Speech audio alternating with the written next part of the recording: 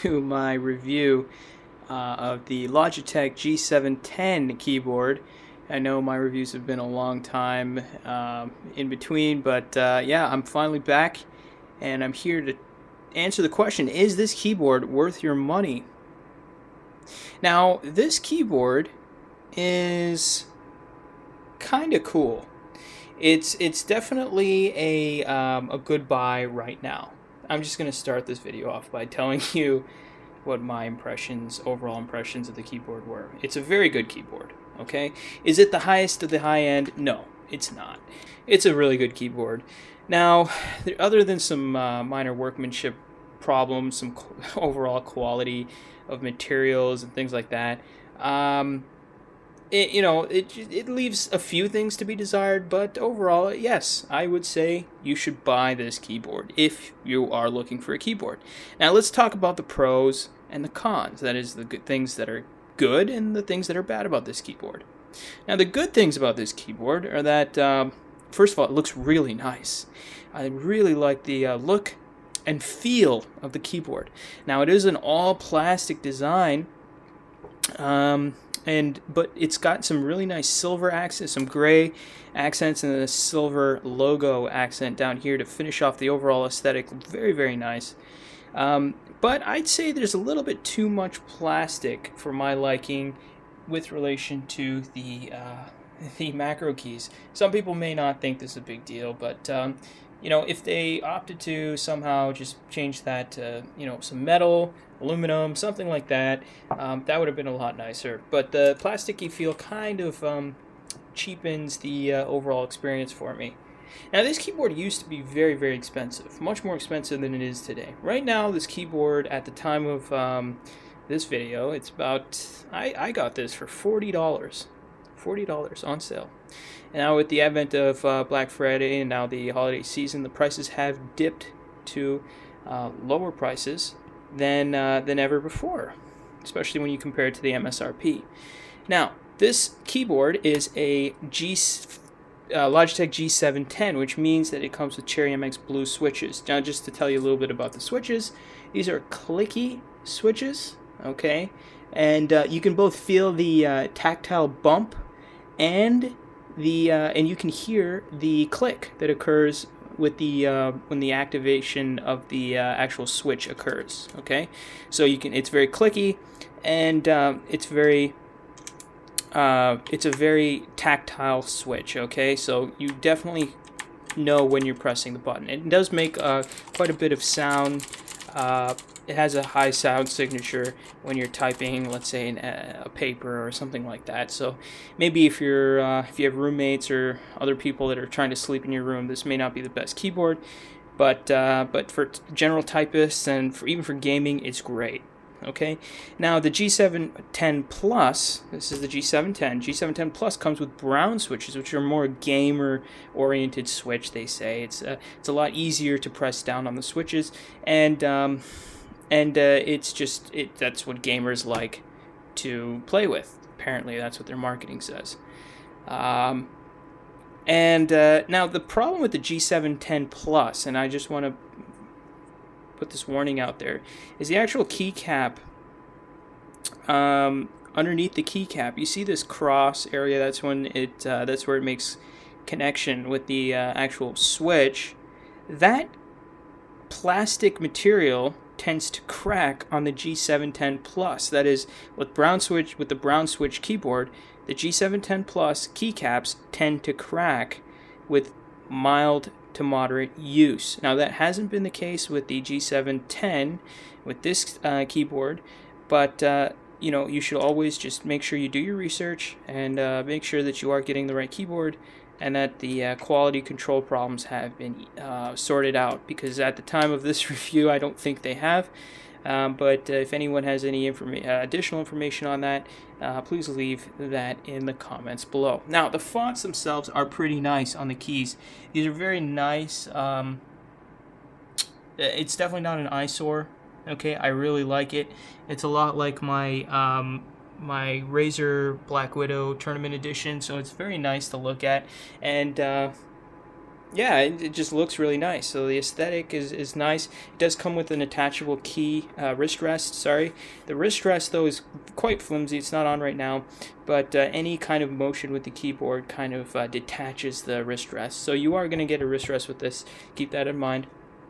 The other cool thing about this is that it comes with additional controls. Now, if you take a look at the Black Widow Razer, the Razer Black Widow tournament versus the G710, you'll notice that there are some additional controls here, media controls. There's the mute button and there's the volume rocker, which is very, very nice. I like this a lot, especially when you're in game or your Twitch.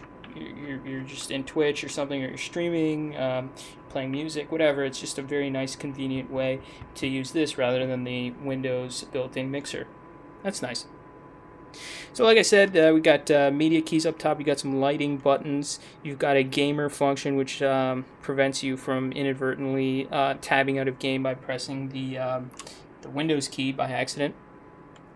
You have some controls for your macro keys, where you can set up very complicated macros with the press of a button.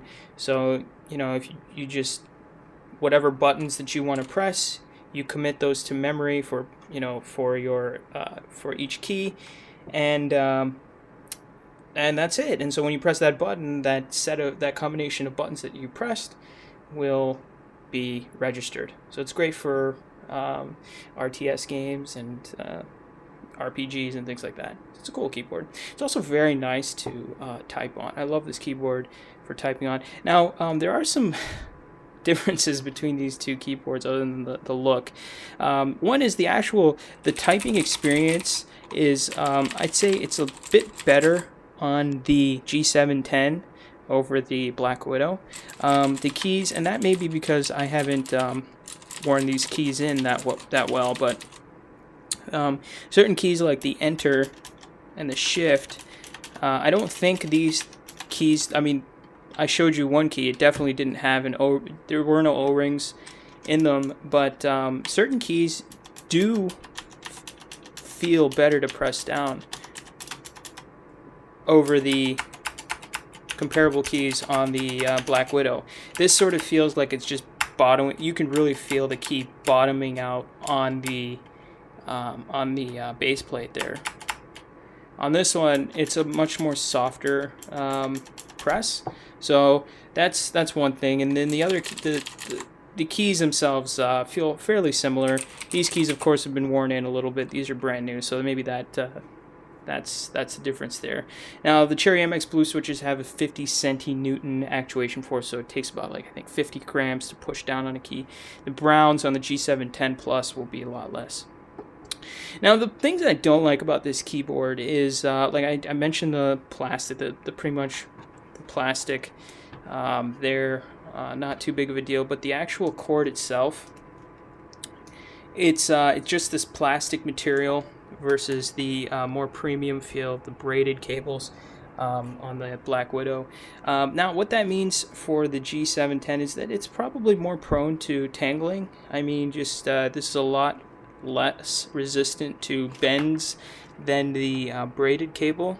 Okay, so it's a lot easier to bend this cable than it is a braided one. So maybe they should have added a little bit more premium cabling to the keyboard. Let's take a look at the back here. The back, not really much to talk about here.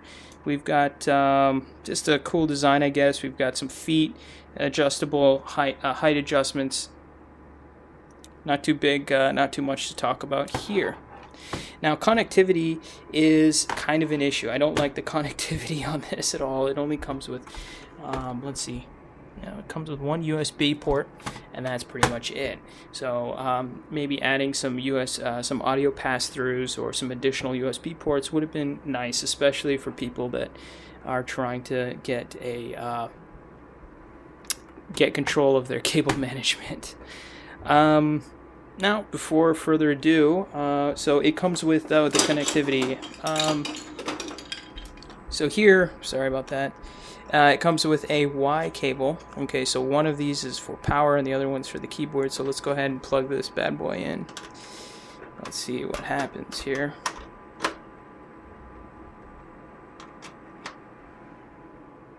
Wow, that is tight. That is a nice look. I like that. I like that a lot. Let me turn on my Black Widow just for a comparison. So that's that. And what's cool about this is that you can, alright, so it's this one.